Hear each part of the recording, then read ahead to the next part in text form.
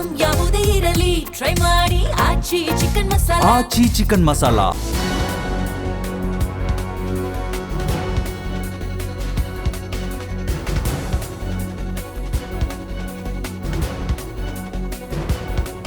Indira canteen.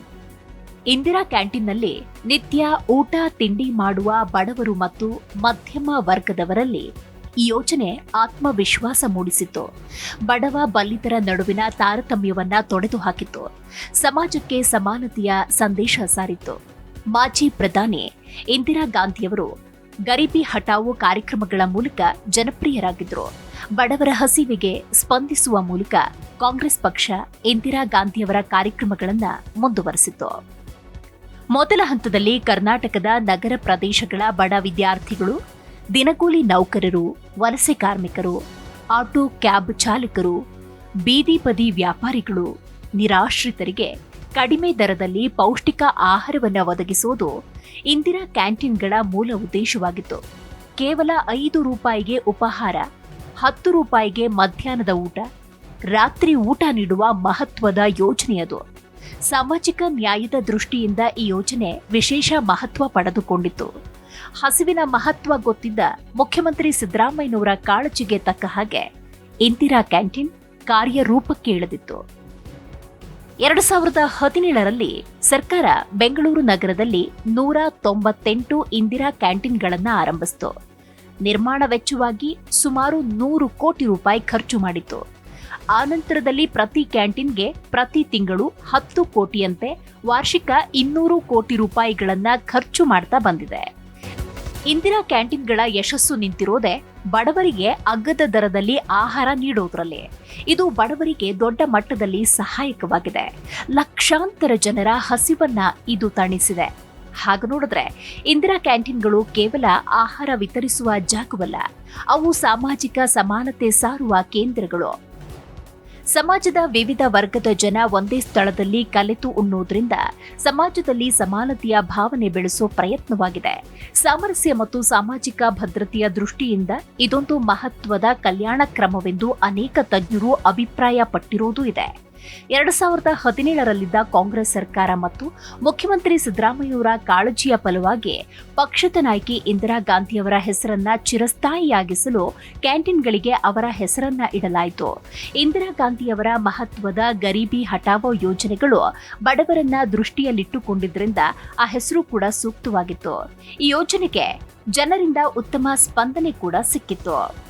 ಆದರೆ ಇಂದಿರಾ ಗಾಂಧಿ ಅನ್ನುವ ಹೆಸರಿಗೆ ವಿರೋಧ ವ್ಯಕ್ತಪಡಿಸುವ ಬಿಜೆಪಿ ಮತ್ತು ಜೆಡಿಎಸ್ ಅವರ ಆಡಳಿತ ಅವಧಿಯಲ್ಲಿ ಇಂದಿರಾ ಕ್ಯಾಂಟೀನ್ ಹೆಸರು ಬದಲಿಸಲು ಯೋಚಿಸಿದ್ರು. ಆಗದಿದ್ದಾಗ ಅನುದಾನ ನೀಡದೆ ಸ್ಥಗಿತಗೊಳಿಸಿದ್ರು. ಇದೆಲ್ಲವನ್ನ ಕಣ್ಣಾರೆ ಕಂಡಿದ್ದ ಸಿದ್ದರಾಮಯ್ಯ 2023ರಲ್ಲಿ ಮತ್ತೆ ಅಧಿಕಾರಕ್ಕೆ ಬರುತ್ತಿದ್ದಂತೆ ನಿಷ್ಕ್ರಿಯಗೊಂಡಿದ್ದ ಇಂದಿರಾ ಕ್ಯಾಂಟೀನ್ಗಳಿಗೆ ಚಾಲನೆ ಕೊಟ್ಟರು. ಪುನರುಜ್ಜೀವನಗೊಳಿಸುವ ಭರವಸೆ ನೀಡಿದ್ರು. ದುರಾದೃಷ್ಟಕರ ಸಂಗತಿ ಅಂದ್ರೆ ಕಾಂಗ್ರೆಸ್ ಅಧಿಕಾರಕ್ಕೆ ಬಂದು ಸರಿಸುಮಾರು 3 ವರ್ಷಗಳಾಗ್ತಾ ಬಂದಿದೆ. ಕೆಂಪೇಗೌಡ ಅಂತಾರಾಷ್ಟ್ರೀಯ ವಿಮಾನ ನಿಲ್ದಾಣದಲ್ಲಿ ಒಂದು ಕ್ಯಾಂಟೀನ್ ಆರಂಭವಾಗಿದ್ದು ಬಿಟ್ರೆ ಪುನರುಜ್ಜೀವನ, ಕಾಯಕಲ್ಪವೆಲ್ಲ ಬರೀ ಮಾತಿನ ಭರವಸೆಯಾಗಿ ಉಳಿದು ಬಿಟ್ಟಿದೆ. ಬೆಂಗಳೂರಿನ 175 ಇಂದಿರಾ ಕ್ಯಾಂಟೀನ್ ಮತ್ತು 23 ಮೊಬೈಲ್ ಕ್ಯಾಂಟೀನ್ಗಳ ಪೈಕಿ ಈಗ 169 ಮಾತ್ರ ಕಾರ್ಯನಿರ್ವಹಿಸ್ತಾ ಇದೆ. 23 ಮೊಬೈಲ್ ಕ್ಯಾಂಟೀನ್ ಸ್ಥಗಿತಗೊಂಡಿದೆ. 27 ಅಡುಗೆ ಮನೆಗಳ ಪೈಕಿ 16 ಅಡುಗೆ ಮನೆಗಳು ಮುಚ್ಚಲ್ಪಟ್ಟಿವೆ. ಹೊಸ ಸರ್ಕಾರ ಬಂದ ನಂತರ ಕ್ಯಾಂಟೀನ್ಗಳಿಗೆ ಆಹಾರ ಪೂರೈಸುವ ಗುತ್ತಿಗೆ ಸಂಸ್ಥೆಗಳು ಬದಲಾದವೇ ಹೊರತು ಆಮೂಲಾಗ್ರ ಬದಲಾವಣೆ ಏನೂ ಆಗಲೇ ಇಲ್ಲ. ಕಾಂಗ್ರೆಸ್ಸಿಗರು ತಮ್ಮ ಪಕ್ಷದ ಅಧಿನಾಯಕಿಯ ಹೆಸರಿಟ್ಟ ಕಾರಣಕ್ಕಾದರೂ ಕ್ಯಾಂಟೀನ್ಗಳು ಉತ್ತಮ ರೀತಿಯಲ್ಲಿ ಕೆಲಸ ನಿರ್ವಹಿಸುವಂತೆ ನೋಡಿಕೊಳ್ಳಲೇಬೇಕಾಗಿತ್ತು. ಆದರೆ ಕಾಂಗ್ರೆಸ್ಸಿಗರ ನಿರಾಸಕ್ತಿಯು, ಪರ್ಸೆಂಟೇಜ್ ಅನ್ನ ಪಡೆದುಕೊಳ್ಳುವ ಮನಸ್ಥಿತಿಯು ಇಂದಿರಾ ಕ್ಯಾಂಟೀನ್ಗಳು ನಿರ್ವಹಣಾ ಕೊರತೆಯಿಂದ ಬಳಲ್ತಾ ಇದೆ. ಆಹಾರದ ರುಚಿ, ಗುಣಮಟ್ಟ, ಪೌಷ್ಟಿಕತೆ ಕಣ್ಮರೆಯಾಗಿದೆ. ಸ್ವಚ್ಛತೆ ಮತ್ತು ಮೂಲ ಸೌಕರ್ಯಗಳ ಕೊರತೆಯಿಂದಾಗಿ ಜನ ಅತ್ತ ಕಾಲಿಡದಂತಾಗಿದೆ.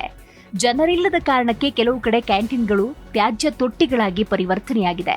ಕ್ಯಾಂಟೀನ್ಗಳಿಗೆ ಊಟ, ತಿಂಡಿ, ನೀರು ಸರಬರಾಜು ಮಾಡಲು ಗುತ್ತಿಗೆ ಪಡೆದಿದ್ದ ಸಂಸ್ಥೆಗಳ ಗುತ್ತಿಗೆದಾರರು ಜಲಮಂಡಳಿಗೆ ಹಣ ಪಾವತಿಸದೇ ಇದ್ದರಿಂದ ಕಾವೇರಿ ನೀರು ಪೂರೈಕೆಯನ್ನ ನಿಲ್ಲಿಸಲಾಗಿದೆ. ಯುದ್ಧದಿಂದಾಗಿ ಈಗ ಗ್ಯಾಸ್ ಸಿಲಿಂಡರ್ ಸರಬರಾಜಿಗೂ ಕಂಟಕ. ಕ್ಯಾಂಟೀನ್ ಸಿಬ್ಬಂದಿಗೆ ವೇತನ ವಿಳಂಬದಿಂದಾಗಿ ಕೆಲಸಗಾರರಿಲ್ಲದೆ ನಿರಂತರ ನಿರ್ವಹಣೆಗೂ ತೊಡಕು ಉಂಟಾಗಿದೆ. ಒಟ್ಟಾರೆ ಬಡವರ ಹಸಿವು ನೀಗಿಸುವ ಯೋಜನೆ ಹಳ್ಳ ಹಿಡಿದಿದೆ.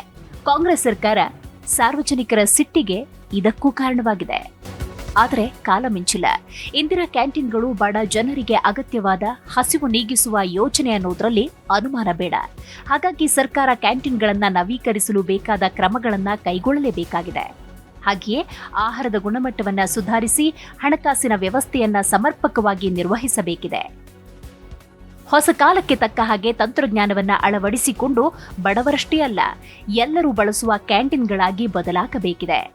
ಹೌದು, ಈ ನಿಟ್ಟಿನಲ್ಲಿ ಕಾಂಗ್ರೆಸ್ ನಾಯಕರು ರಾಜಕೀಯ ಇಚ್ಛಾಶಕ್ತಿಯನ್ನ ಪ್ರದರ್ಶಿಸಬೇಕಿದೆ. ಜೊತೆಗೆ ಶಾಸಕರು, ಸಚಿವರು, ಅಧಿಕಾರಿಗಳು ವಾರಕ್ಕೊಂದು ಸಲವಾದ್ರೂ ಇಂದಿರಾ ಕ್ಯಾಂಟೀನ್ನಲ್ಲಿ ಊಟ ತಿಂಡಿ ಮಾಡಿದ್ರೆ ಅದರ ಪ್ರಾಮುಖ್ಯತೆ ಹೆಚ್ಚಲಿದೆ. ಮುಖ್ಯವಾಗಿ ಬಡವರು ಉಳಿದ್ರೆ ಇಂದಿರಾ ಗಾಂಧಿಯ ಹೆಸರು ಉಳಿಯಲಿದೆ.